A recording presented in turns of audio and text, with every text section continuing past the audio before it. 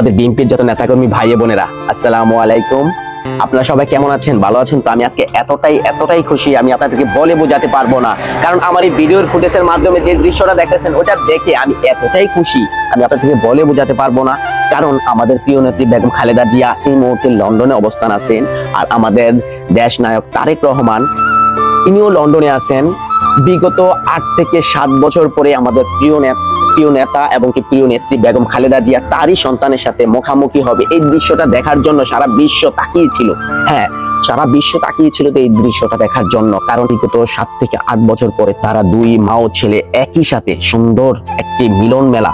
এই দৃশ্যটা দেখে কি আপনাদের মনে হয় না সত্যের জয় সবসময় হয়? ইনশাআল্লাহ আমরা মনে করি সত্যের জয় থাকলে ইনশাআল্লাহ কখনো কোনো স্বৈরাচার সত্যকে ধামাচাপা দিতে পারে না, ইনশাআল্লাহ এইটাই মনে করি।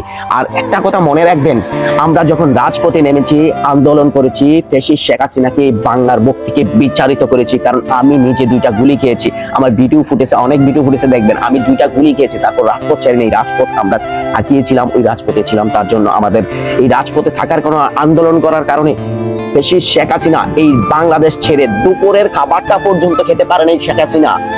শেখ হাসিনা দুপুরের খাবারটাও কিন্তু মুখে দিতে পারে নাই, সে বাংলাদেশ ছেড়ে যেতে হয়েছে ইন্ডিয়াতে।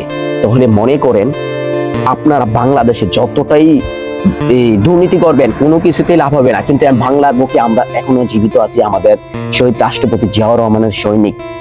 আপনারা আমাদের এই মিলন মেলা দেখে কি মনে হয় আমরা হেরে গেছি? কখনো হারবো না, ইনশাআল্লাহ আমরা জয় হবে।